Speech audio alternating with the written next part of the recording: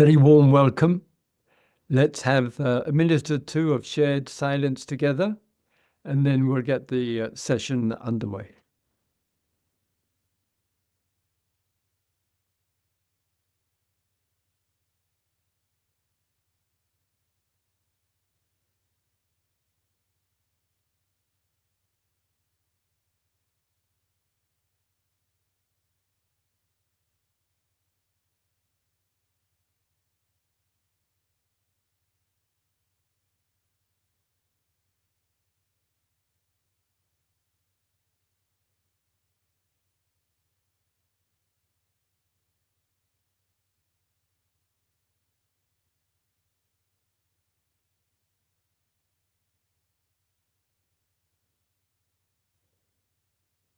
So we have around 90 minutes together. Very kind of Sangha Live and Faith to invite me to come to speak with you this evening. I am a servant of the Dharma. Sangha Live is the master of the ceremonies there, and the servant listens to the master, and if possible, has the privilege of sharing. The theme is the inner and the outer. With the period of time that we have, I'd like to offer a guided meditation, followed by a talk on the theme, with some reference to the dana, the donations that support us, and finally any question and answers, encouragement of course with the direct communication as was mentioned to us, or the chat if you prefer.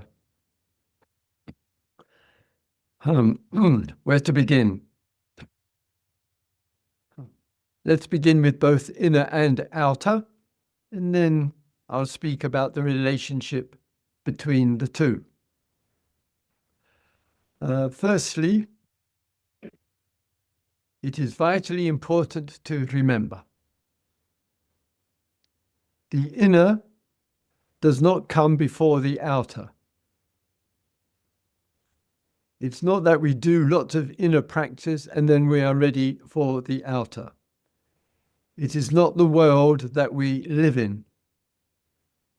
It's a world of interactivity between the inner and the outer. And many of you, including one, is engaged with the inner and outer world. So please do not have the thought, oh, if I meditate more, if I do more retreats, if I, what else? Go to India, go to Myanmar, go to Thailand or whatever, do lots more inner, then I will be ready for the outer. It's a view. But the constructions of our daily life and a good reminder from the Buddha, the authority on this, when he uses the word mindfulness, very, very frequently he says mindfulness, inner and outer. What that means is we bring our awareness, our mindfulness, on the daily basis to the outer and see our response to it, engage with it every day, every human being, and we also have this remarkable capacity to bring the same awareness, mindfulness, to the inner.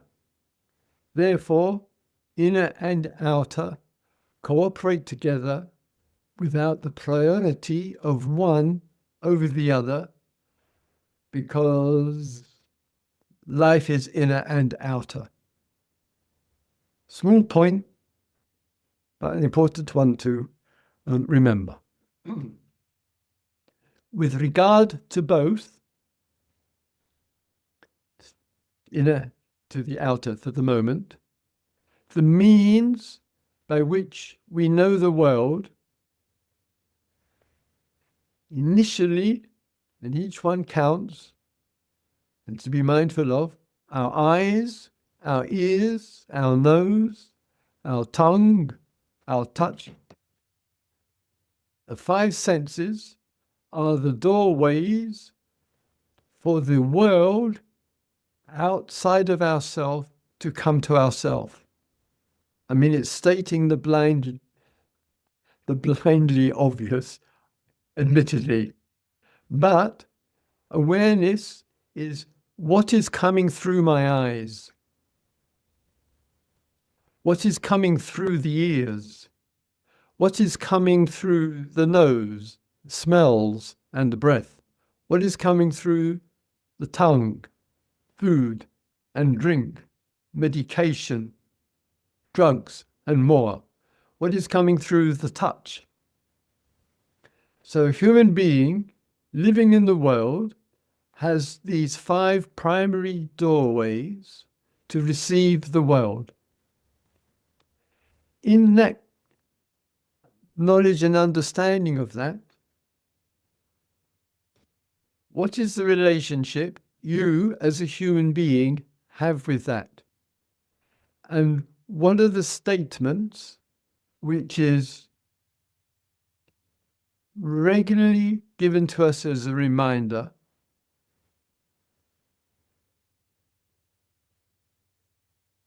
indulging, exaggerating in any area in an unhelpful way will be at the cost elsewhere. There'll be a price to pay. So the first question is a very simple one. If one's serious about living with clarity and wisdom, perhaps for many of us, the first question to ask is, how much time in a day do I spend on the mobile phone? First question. How much time of the day do I spend reading the news, which is often quite distressing, disturbing, generating suffering, and adds extra weight to our life? If the impressions of that are being absorbed a great deal, it's tiring, it's a weight, the weight of concern. It's not freeing up the being. Is there going to be any love left? Is there going to be compassion? And I'm speaking as a person who subscribes to Haaretz, the Israeli newspaper, to New York Times, to the Los Angeles, New York Times, Los Angeles Times, and one other dreadful newspaper, The Guardian. But my goodness me, from first-hand experience, one needs to be Christopher, needs to be extraordinarily vigilant. That's strong mindfulness there, to recognize when it is skillful to absorb, to receive, and when is enough is enough.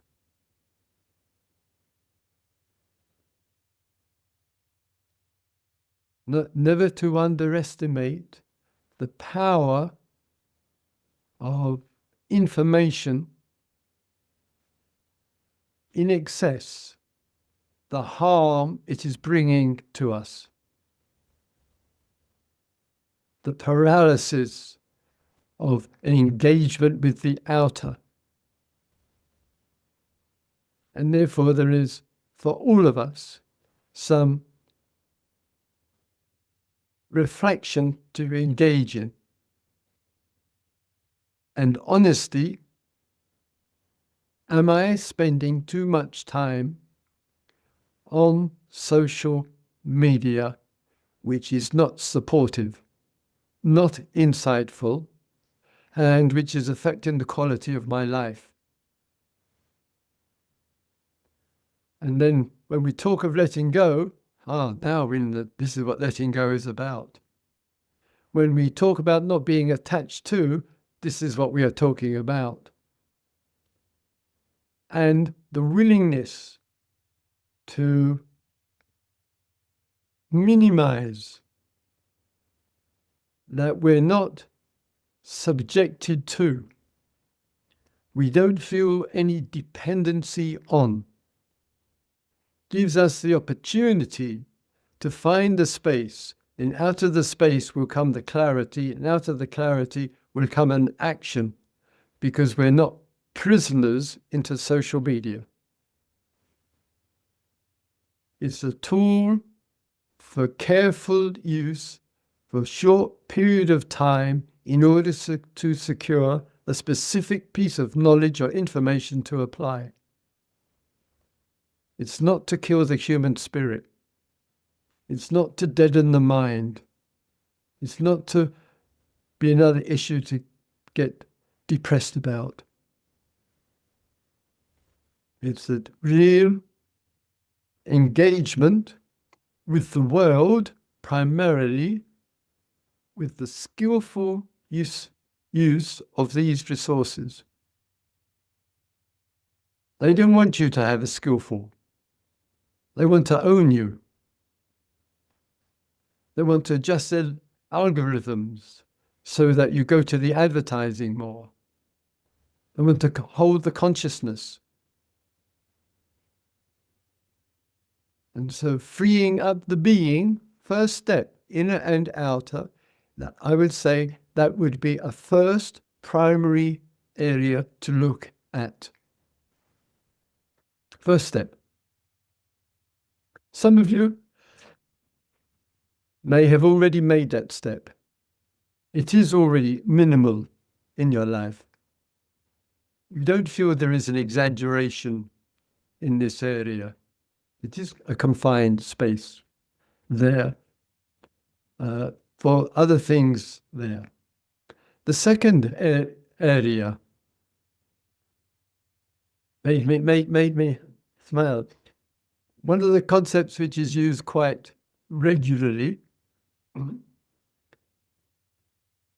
beautiful, but sometimes can get misheard, and that is the potency. And I think the guest speaker who unable to be with us because of the health issue has used it there. Deep rest. And there are retreats, and courses, and teachers who, in a very precious way, are giving emphasis to this deep rest. And the deep factor in this is important. And one person some years ago, speaking to one of the teachers, heard about the course, and in the telephone conversation that took place, the person thought, this made me smile, that the title of the course, it was a depressed retreat. Not a deep rest, depressed. The quite opposite there. And in that, the opportunity to cultivate deep rest doesn't necessarily require a retreat, but it requires some other factors. And again, with the invitation in a practical way, is to consider, is there the cultivation in the daily life of deep rest? From minutes to hours to a day or whatever. And the areas that I've got in mind with this, one of them is silence. Noble silence. That's the silence which is deeper than just not talking, not being in the company of others. It's the silence which one feels. A little bit like the silence in waking up in the middle of the night. You can feel the silence. It's almost tangible. Feel the quiet of the being, of the immediacy of the world. Can we, in noble silence, find times for that, outdoors in the nature? And what is rather beautiful with noble silence, sounds still come. They're not interrupting the silence, such as the birds and the other sounds there, including people's voices. But in the receptivity to the noble silence, the sounds, let's take the birds as an example, are flying, the voice, the sound, are passing through the silence. They're not interrupting it. It's a movement from the source, in this case the birds, to the ears, which is in the case you and me, and it just seems to be moving through the silence and embedded in the silence. Then we know, this is what noble silence is. It's inclusive. It is accommodating. So let me speak a little bit, give now a guided meditation with you, and then I'll speak a little bit further about the theme. And I want to speak to you about a film which I've just watched recently, which I'm enthused about, and which weaves in to what we're speaking about, the inner reduction of things which is too much of, clear and conscious reduction. I gave 2 examples. And secondly, the cultivation of the noble silence. But first, let's have the sitting time together. And this is a guided meditation.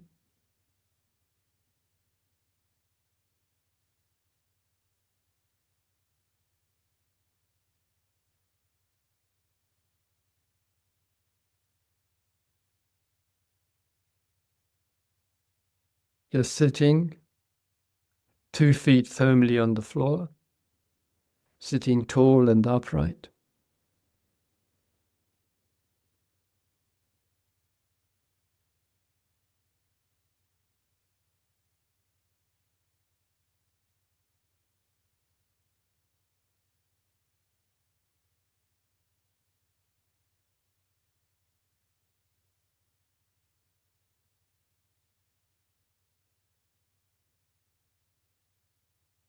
Experiencing the quiet stillness of the posture of the whole being.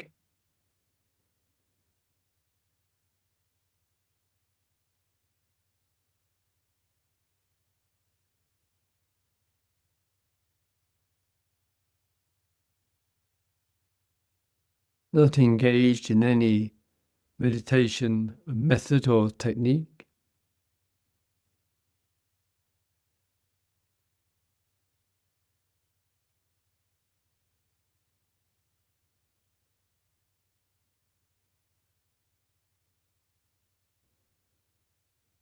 And resting in the stillness and resting in the silence.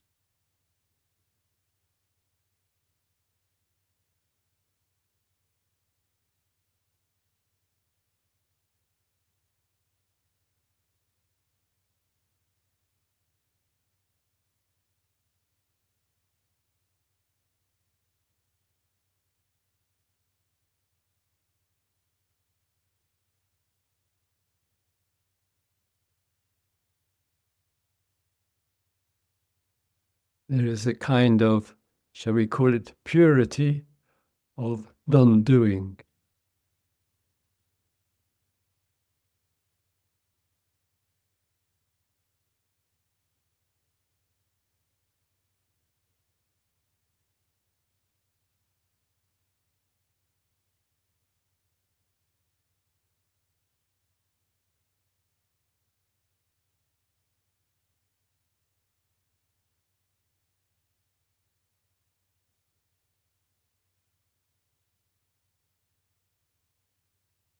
So in our non-doing,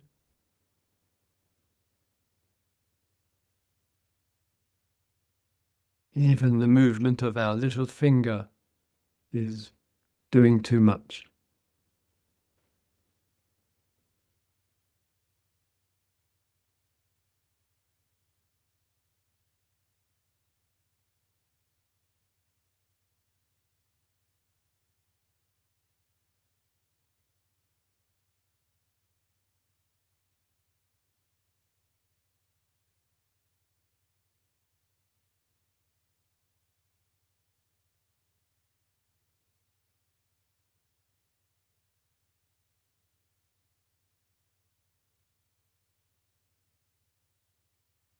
Our stillness gives support to the silence.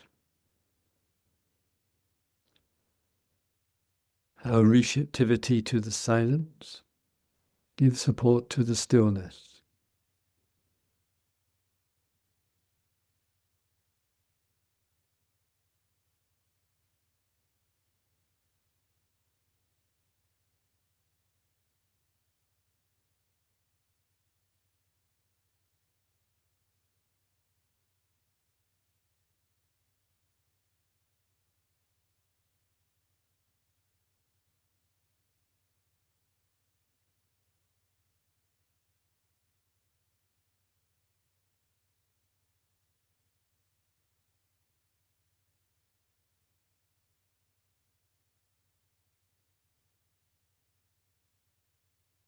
The voice is a support,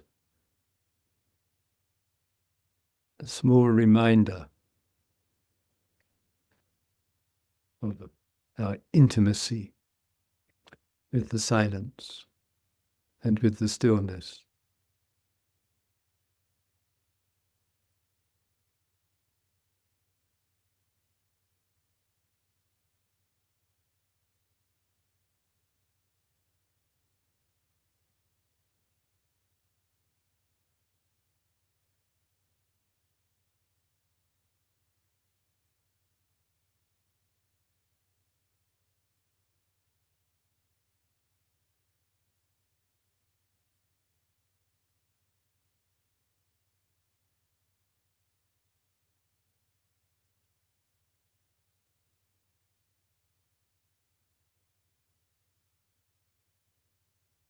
There's no need for any story, narrative,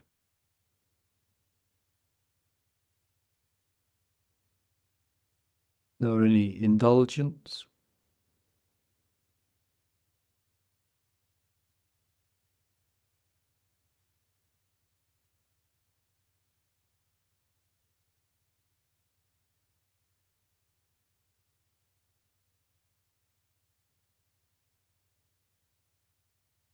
Therefore, no wasting of energy into the movements of the mind.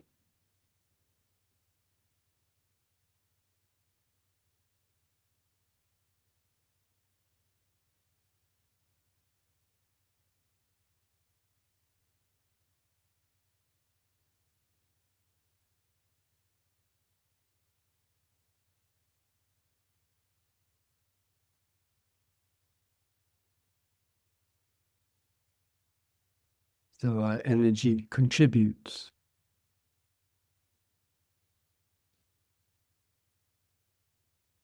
through our interest in deep rest,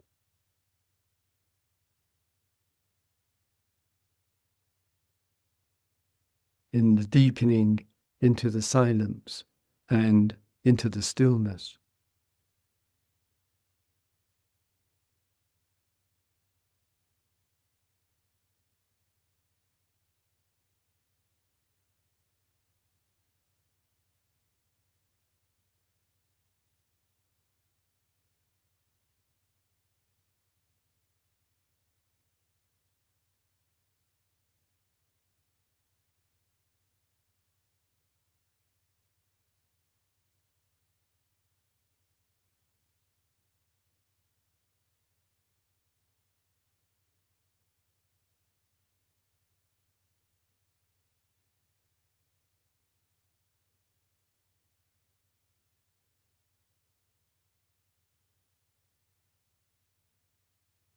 we can feel a subtle aliveness.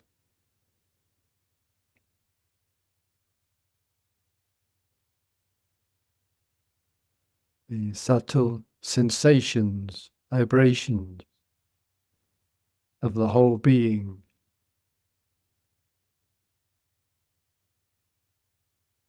In this deep abiding, in this restfulness.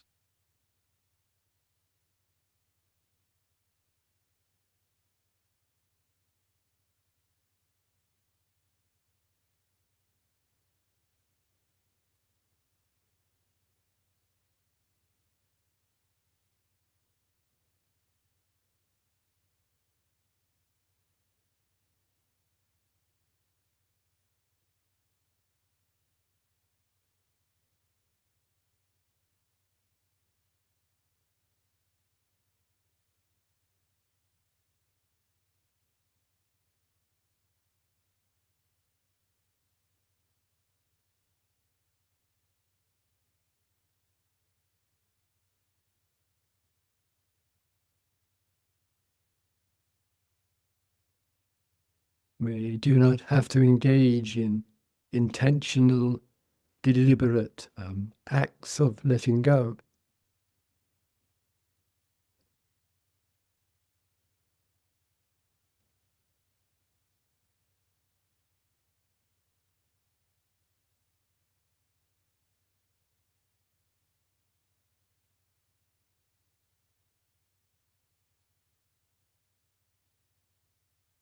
The letting go is naturally, organically occurring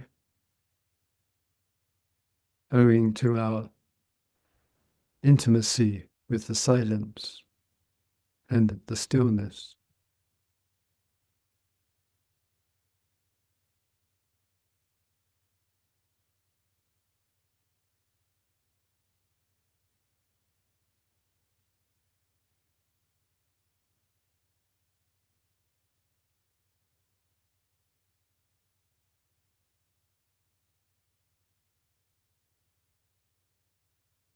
The letting go of memories,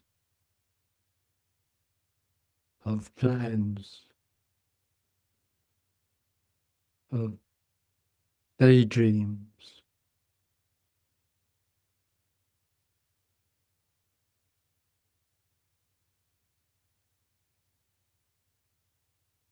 of stress, of views.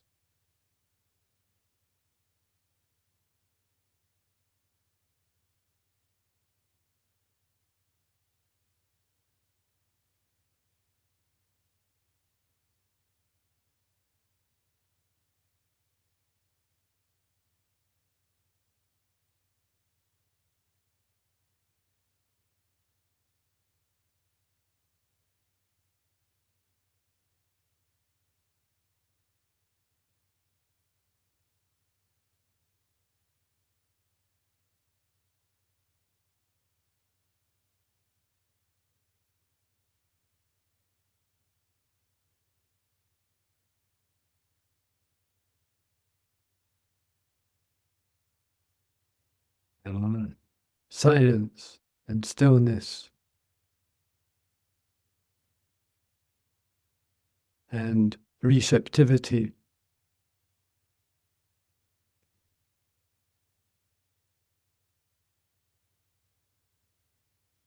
isn't making silence and stillness an ultimate aim. It's generating a receptivity.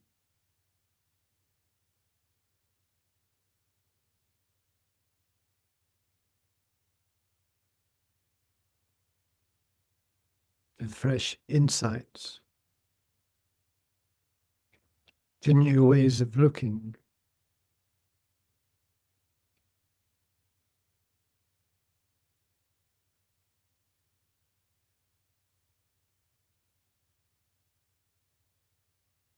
To an understanding which has never been understood before.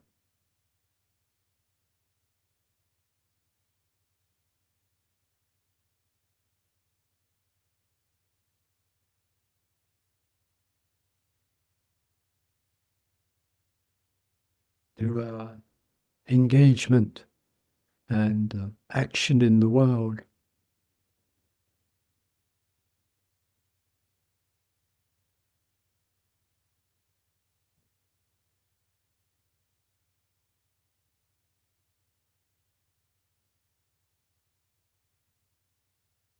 Therefore, we abide in periods of noble silence,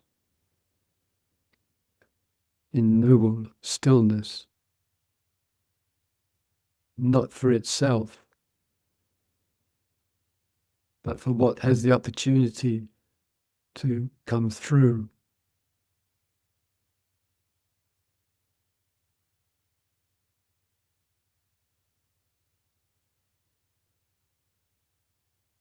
Different from the known and all too familiar.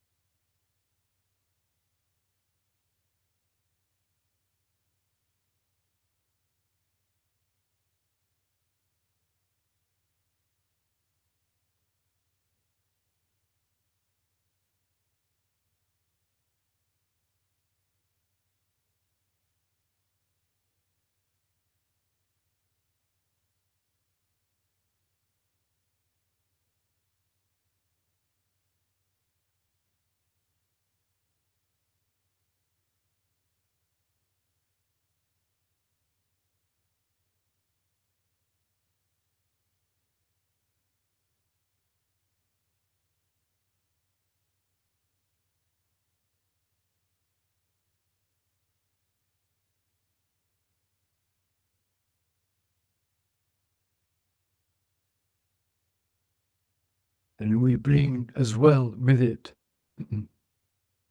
the calm and the clarity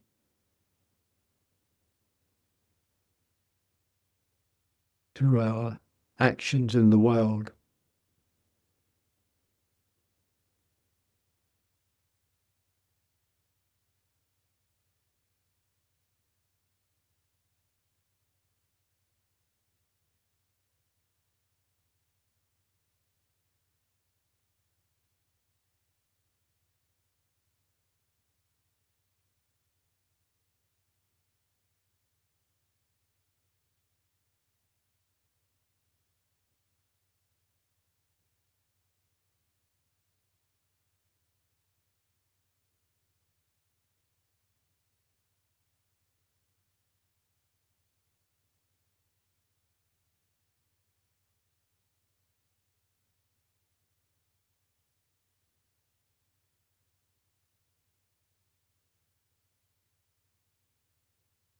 We have a simple word for this calm and clarity to bring into the world, and the word is love.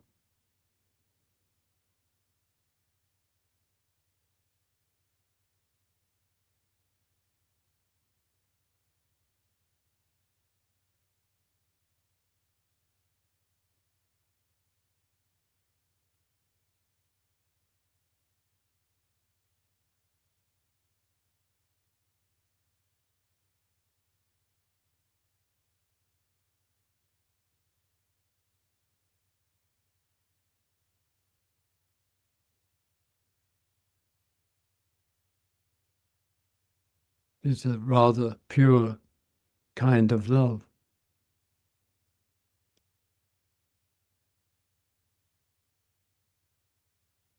It emerged from deep rest.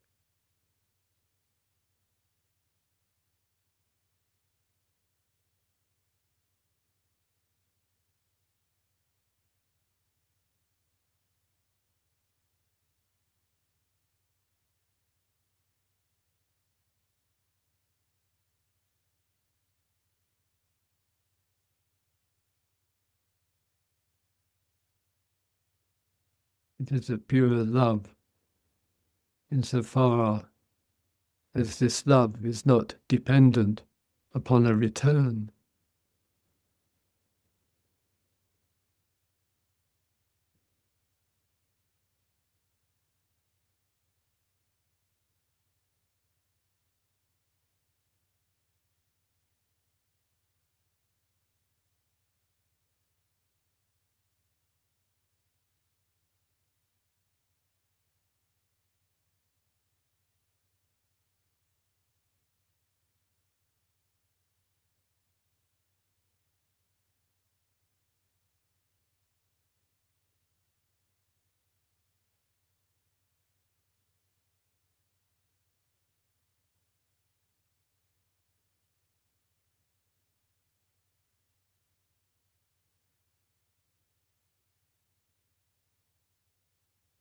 The self is not looking for a confirmation from the other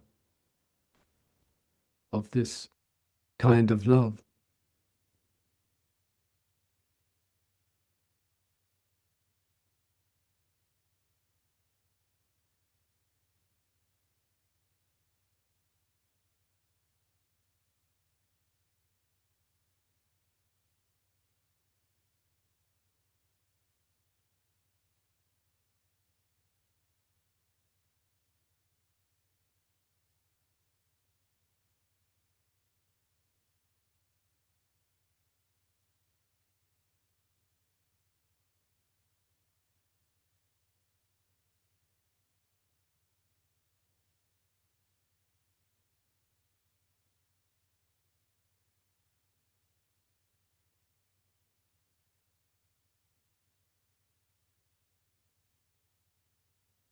Liberation means the setting free of love,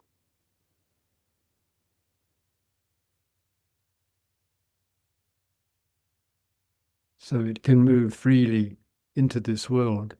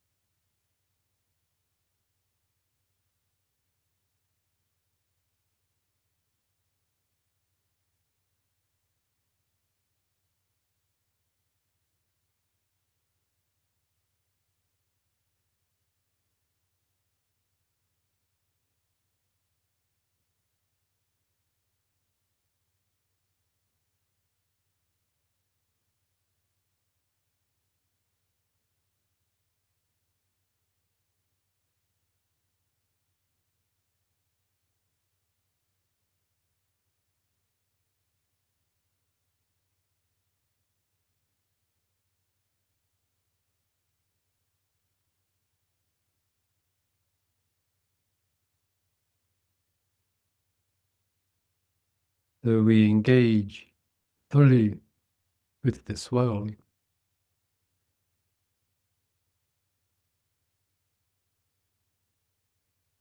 We find renewal.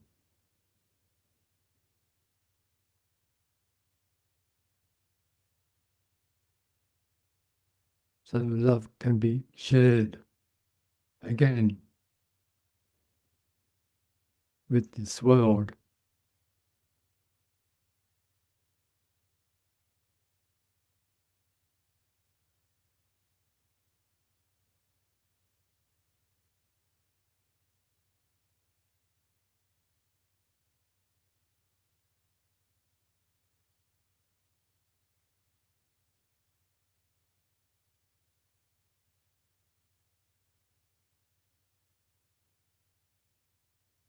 So love is the bridge between deep rest and deep service.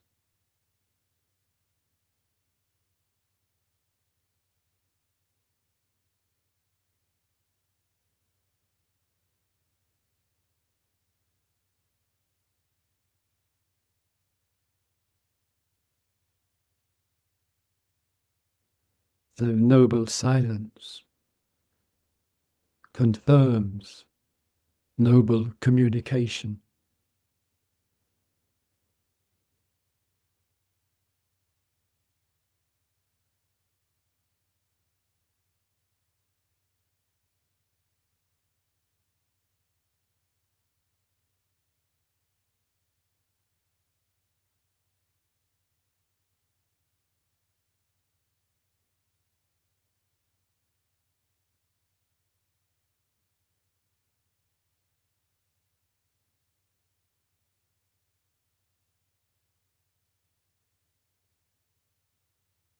So we can contribute and support the best of what our humanity can offer.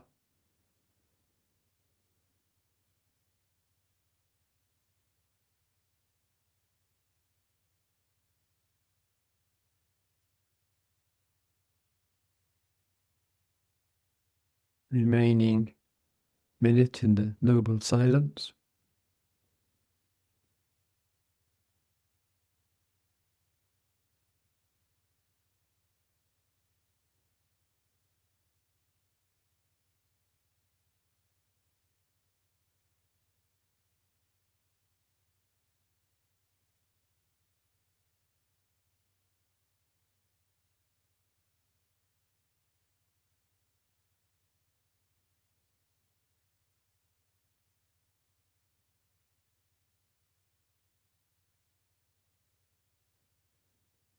Okay, thank you everyone for lending an ear.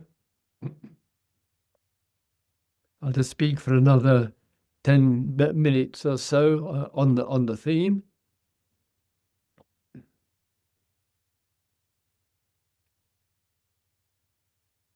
Sometimes, in our quiet moments, and they are rather blessed,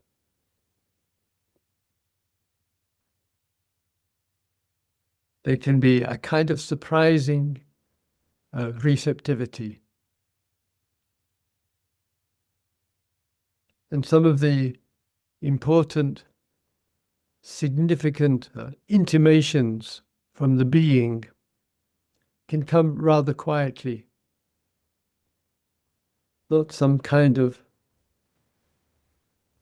loud shout. And for that to come quietly, it requires from us a listening into the noble silence. And I mentioned a film, and sometimes, and possibly you've had this experience as well, probably. It was on YouTube, and I typed in French cinema. And then a name came up.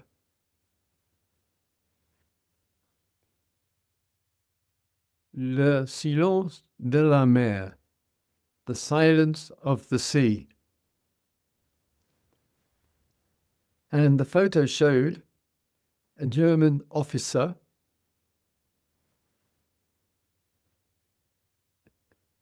in France.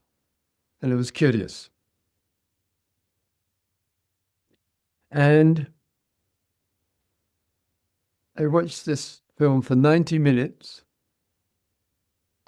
I'm not sure if I blinked through it. It was a film dedicated, in my view, to noble silence. And without going into the detail too much, the Nazi military occupied France, and they would place German officers into the homes of French families. In the rural home of the elderly uncle and his niece, this officer was placed. The uncle and the niece observed noble silence. It was an expression of resistance. The officer was a cultured man, and we witness through this the dynamics of noble silence there, his communications with them, though they neither acknowledged him, and how that evolved. I found it insightful, beautifully presented, and a reminder of the power of silence and the power of pairing communication. As you can tell, I recommend it. jumped into my top 5 favorite films. And lovely, it's on YouTube. Easy to see. Be meditative to watch. Sometimes in the world of the inner and outer, the art, I'm taking a film here, cinema, movie, as an example, can touch something which we respond to, and we find ourselves in a remarkable place of interest in a work of art and what it's telling us. And that then, for myself, it triggered reading the original novel, the way it was secretly made available because of the occupation. The book was written in 1941-42. It's a short novel. But it tells us something more. And I use it as an example. Sometimes with the noble silence, it's the voice of resistance with dignity. Sometimes with the communication, it's the voice of love and the skillfulness in finding the words to express something where change is needed or an understanding is needed. And we need expressions of this.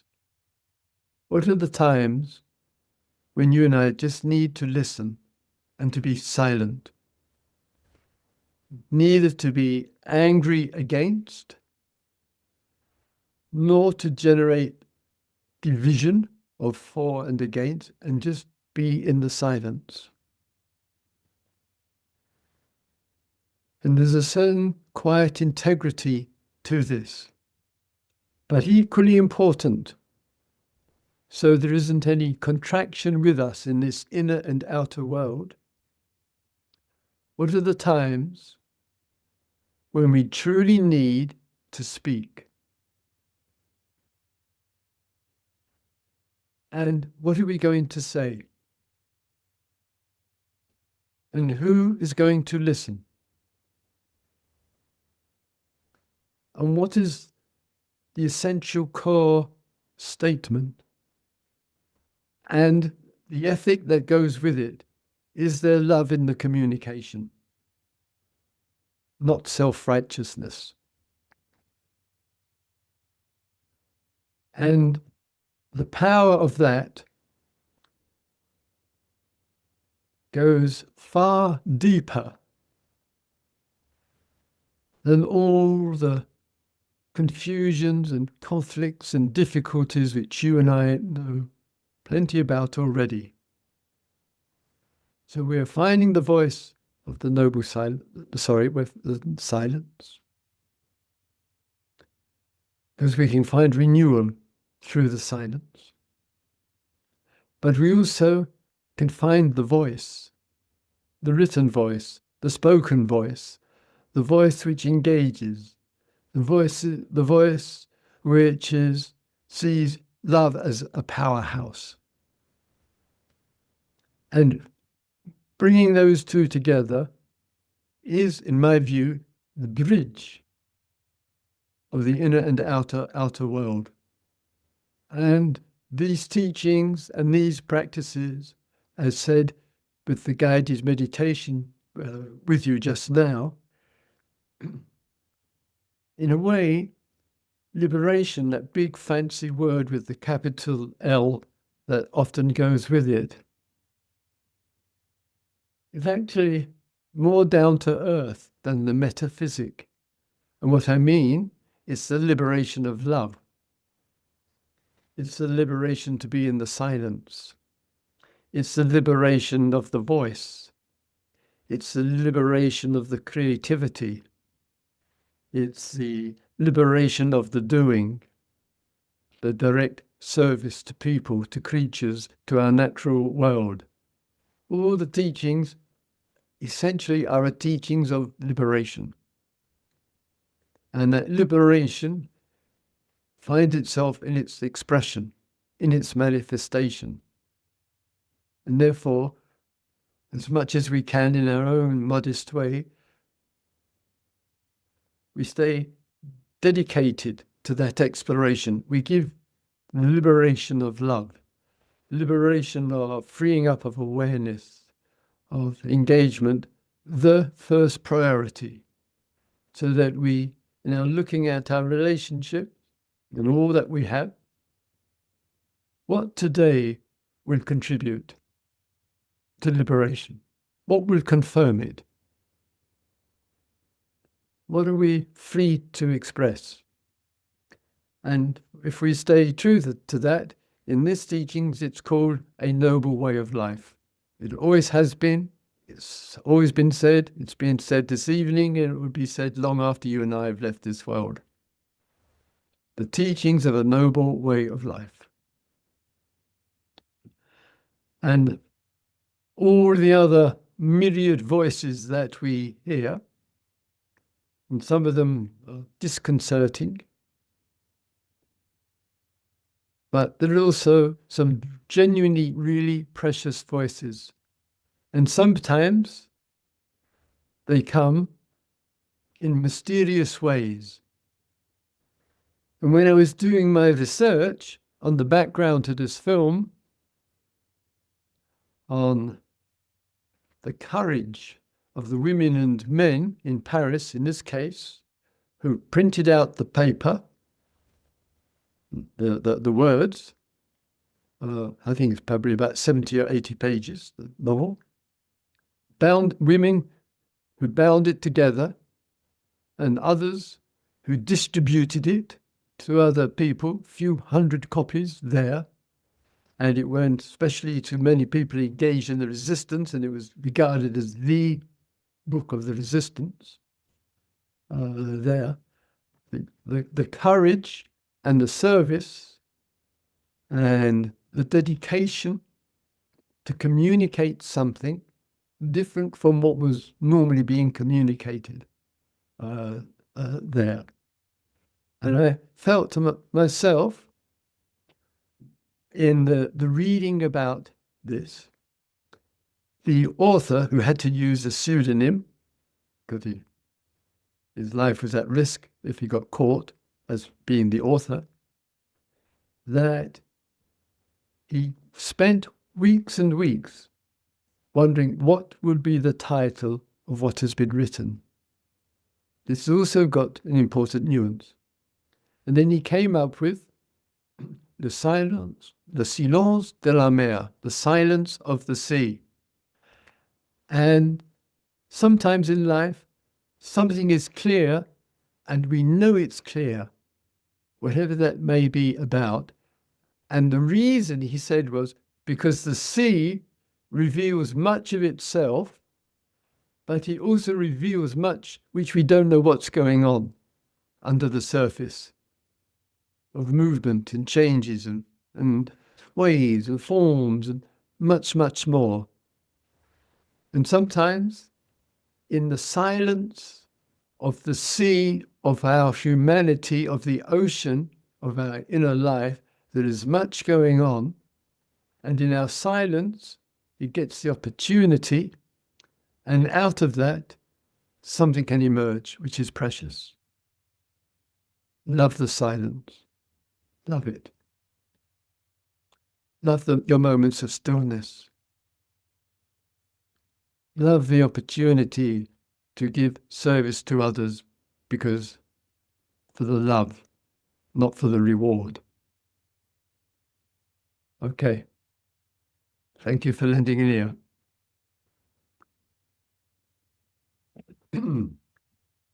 We have about 30 minutes together, and I know from the previous times of the privilege of being able to share with you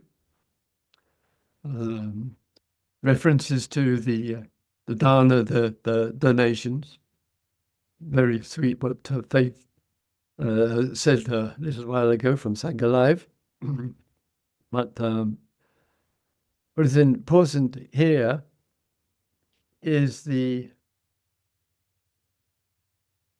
beautiful provision of Sangha Live, making it through this remarkable world of communications that we've had in the last generation, in this form, of putting a whole programs together in which, probably from all the continents, people come together, share together, listen, perhaps some insights and understanding come for us. And it's because few people have said, with their love of the Dharma, love of service, love of the Sangha, let's make this happen. And have sustained it now through the years. And that's an expression of everything was in this talk and sharing and guided meditation with you this evening. It's a confirmation. And the second support as well is the offering of the teacher, the sharing from experience, the sharing from understanding, and the ongoing exploration into the human experience and how insights and understanding can come to us in different ways. And one was from a film made in France in 2004, now available for some time on YouTube. And that's where receptivity is. As vast as the world is, as many ways things can come to touch us. Keep your good eyes, ears, mind, heart open, inwardly and outwardly. All right, we have around 20-25 minutes. I've got the glasses here close at hand. And I read once that it was a person in Italy, I think like the 12th or 13th century, who came up with the idea of glasses. And thanked him. I can see a few people here in front of me with glasses on. I thanked that good man a few times. All right. So I'll go to the chat column there. And again, either as was stated, use the yellow hand if you'd like to have some exchange together, or alternatively, with regard to the chat column. And it can be on the theme or something related in some way or other. I leave it to you. Yeah. I'm just going to bend down and have a sip of the water.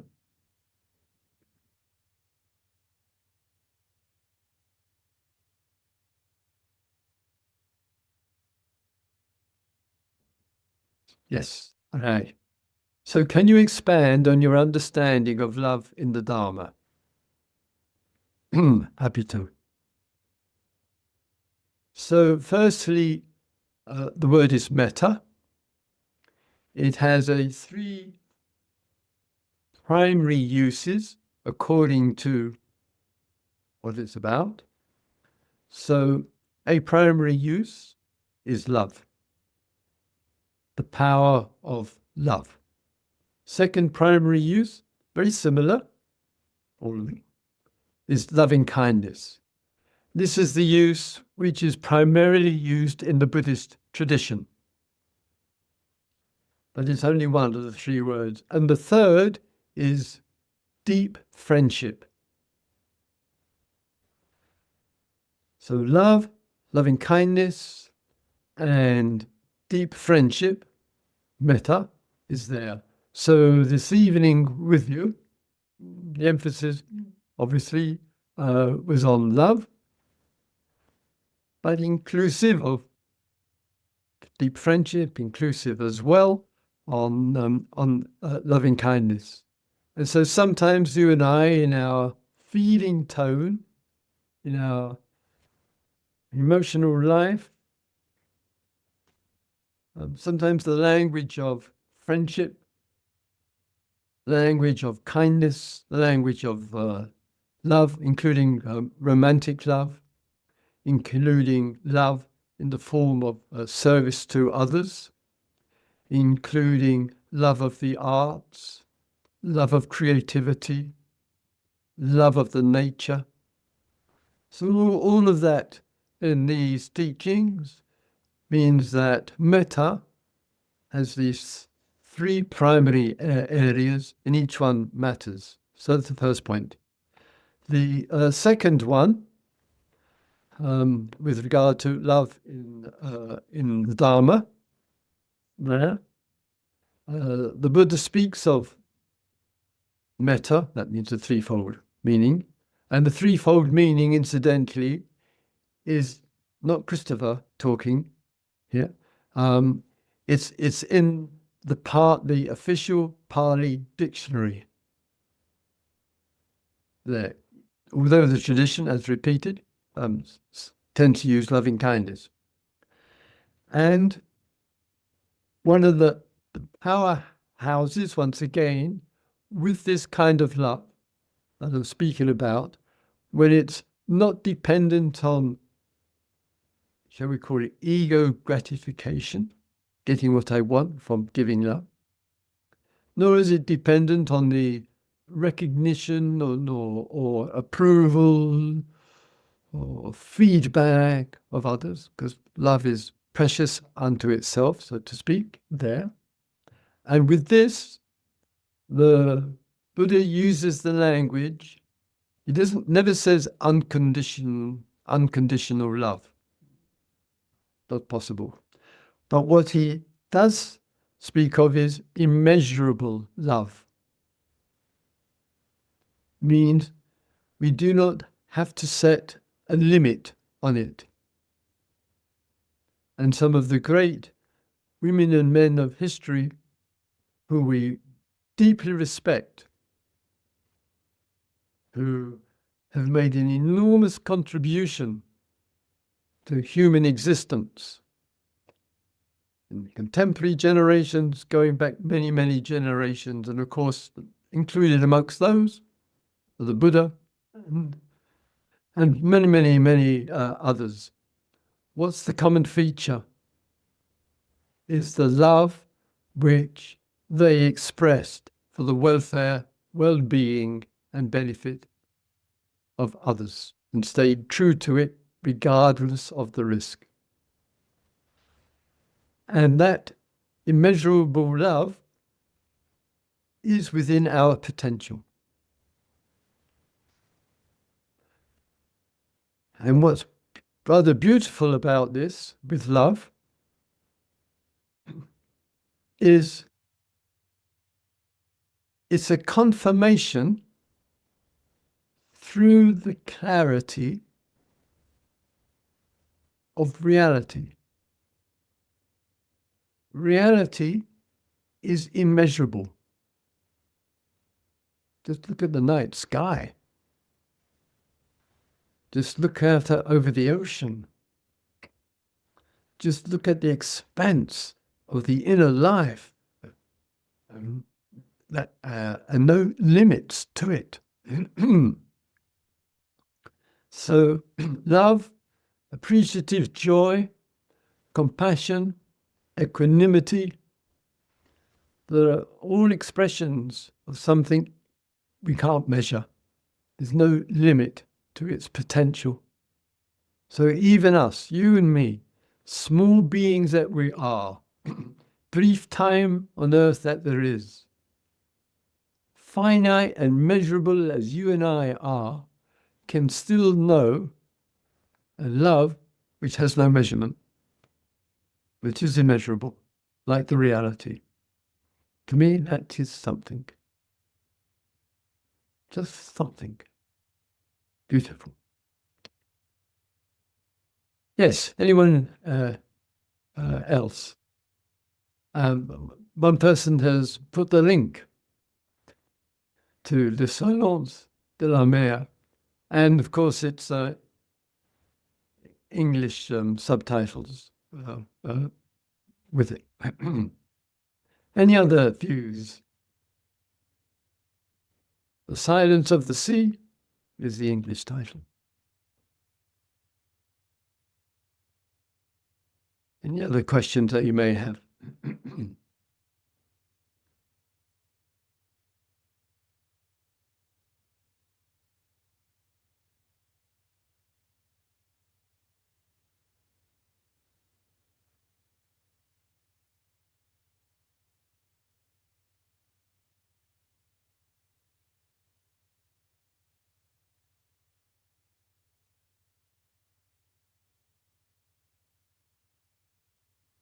Well, I'll continue with the question. Just, can you expand? Because we're into the immeasurable. So, can you expand on your understanding of love in the Dharma?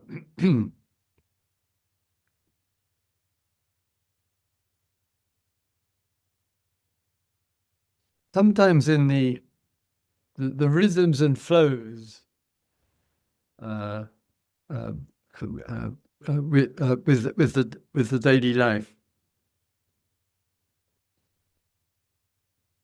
something touches us,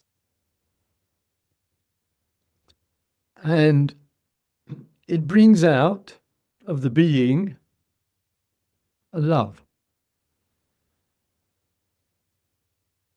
In my beauty, to recognize beauty in all the ways that beauty comes, in a way, is a confirmation of love.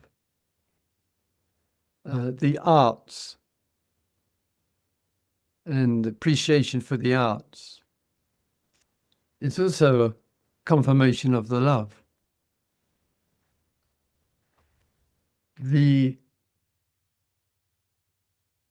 creative sharing of something with the other or others is also a confirmation. And I find that those confirmations are authentic recognition of the manifestation of the Dharma revealing itself in kindness, revealing itself in deep friendship. And when the Buddha was asked about deep friendship as a sign of metta, his response to it was, he asked the question and then answered, what does it mean, a deep friendship? And his response was, not somebody who keeps praising you and flattering you and saying nice things about you or whatever, but it's a person with whom there can be an open, honest sharing together, which may have difficulties in it, but it doesn't have the capacity for either to lose their deep friendship. That there is a certain unshakability with metta, deep friendship. And I once asked my Ajahn Buddhadasa, primary teacher of mine in Thailand, in this area, and he made a comment to me which has kind of stayed with me over the years. And it's a little bit in contrast to what some of us have learned. What we have learned is in the tradition, and that is there are methods and techniques to develop metta. And I'm sure many of you, including moi, have practiced them, have benefited from them, and and even taught them, for those of us who teach or run a class or whatever it might be. And Buddhadasa said to me, in 10,000 discourses of the Buddha, you won't find any meditation technique, instructions, language to develop metta. Wow. And that's a contrast to the tradition. Tradition's got its history and its authority, but the Buddha hasn't spoken about metta in the way that you and I do, in terms of, you sit and then you've developed metta, let's say, for oneself, and then it expands it out to friends and family, and then to strangers, and to all beings. Can't find it. So the dialogue went on with Ajahn Buddhadasa.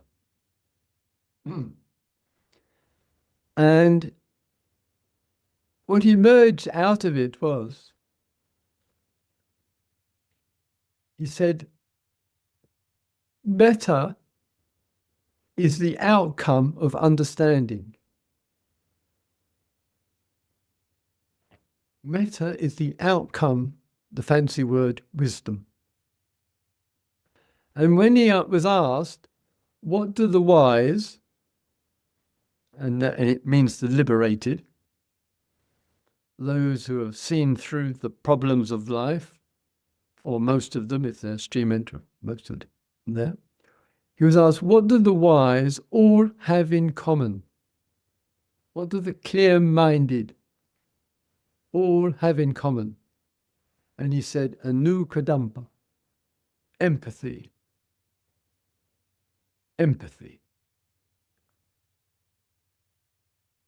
which is an expression of love, an expression of deep friendship.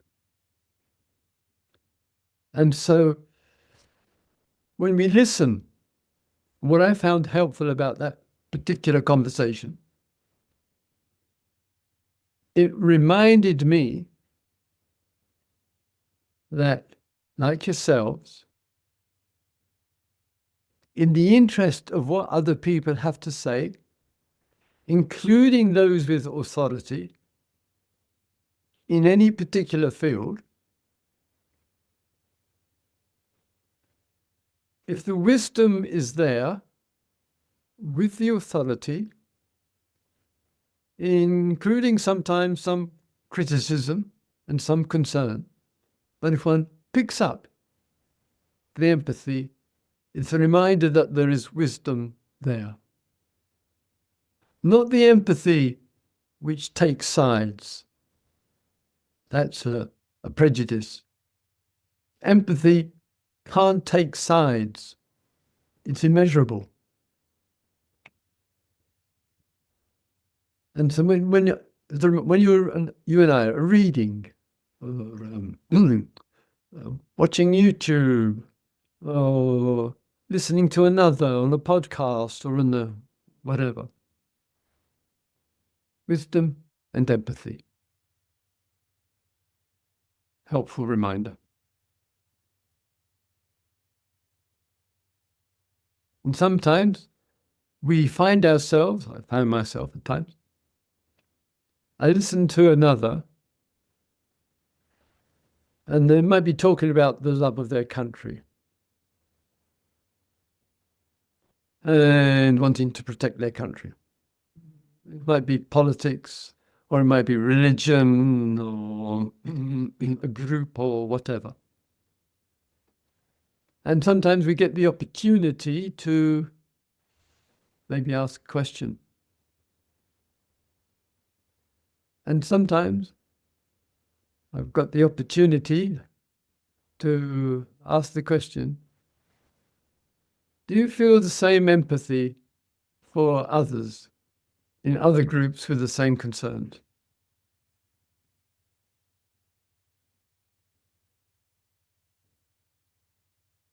Partly because I'm curious Is the empathy immeasurable, or is it confined? Major question. And in this world, a really important one.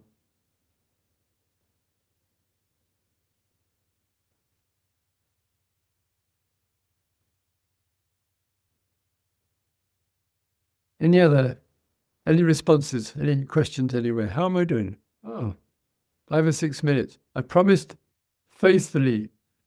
Duty calls. In 5 minutes, I said, I promise I will be back there to remind them what they know already.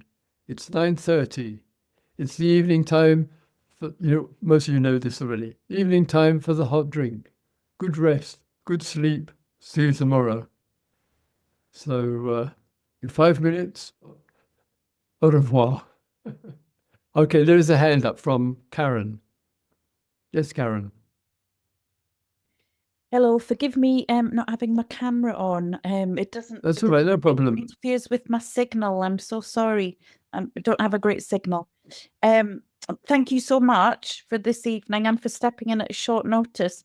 I noticed that someone else asked a question in the chat, which I had also wanted to ask, which was, could you say a little bit more about why you said unconditional love is not possible? Yeah. Thank you. Sure. I thought someone might ask that. As soon as I put the word, I'm going to get asked about this. All right. This is the Dharma voice here. Or even more, Christopher's Dharma voice. Others may disagree. For love to emerge, it requires conditions. One condition is being alive. One condition is consciousness. One condition is mind and body are functioning in some degree, hopefully of harmony. Love can't, if love was unconditional, it would not require any conditions. It would mean there'd be love in nothing.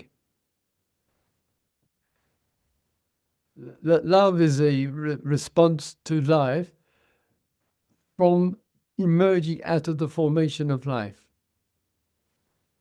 And it's not easy, but it's a challenge to us there to recognize what are the supportive conditions for love: calmness, clarity, curiosity, interest, awareness, presence, empathy, mutual understanding, blah, blah, blah, blah.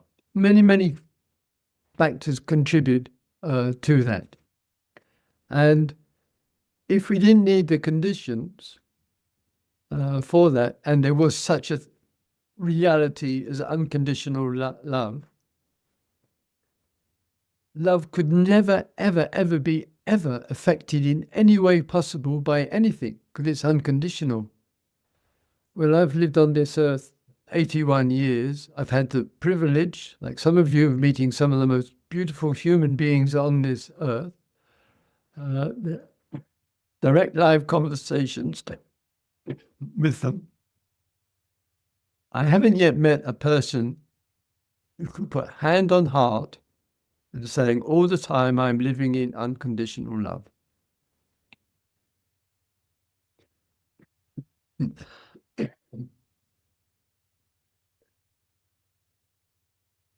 That's the view. If you meet anybody, anywhere, I don't fly very much these days. I'm trying to minimize it. But my goodness me, I'll be there like a rocket. Just send me their name and their address. And the Buddha said on this, how can we know someone who lives with wisdom, with metta? As not perfect, but how can we know someone? Because sometimes we're rather impressionable when we meet a person for the first time, whoever the person may be. Let's say it could be a guru, a spiritual teacher, or a wonderful psychologist, whoever. We're a bit impressionable. And he said there are two things to know.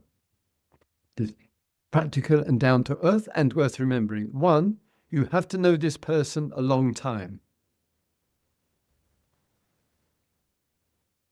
Secondly, how does this person handle a difficult situation? Whether it's personal or one which is out there in front of them, so to speak.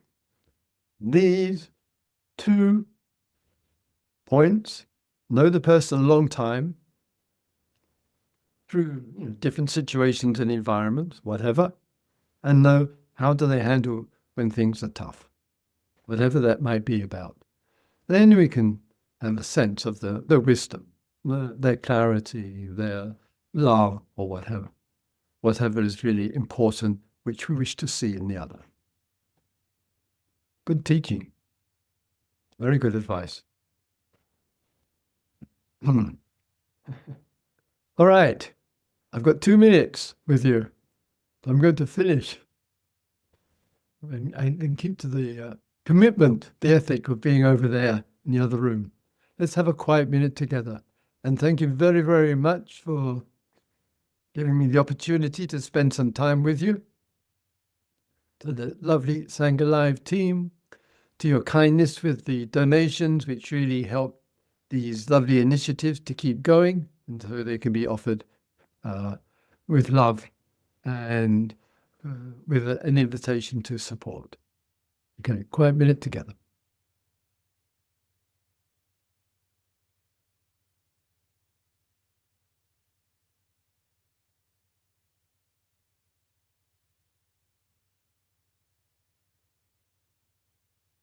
May all beings live with love. May all beings live with deep friendship and loving kindness. May all beings know the wisdom which is liberating. Thank you, everyone. Thank you, Faith. Thank you all. Namaste.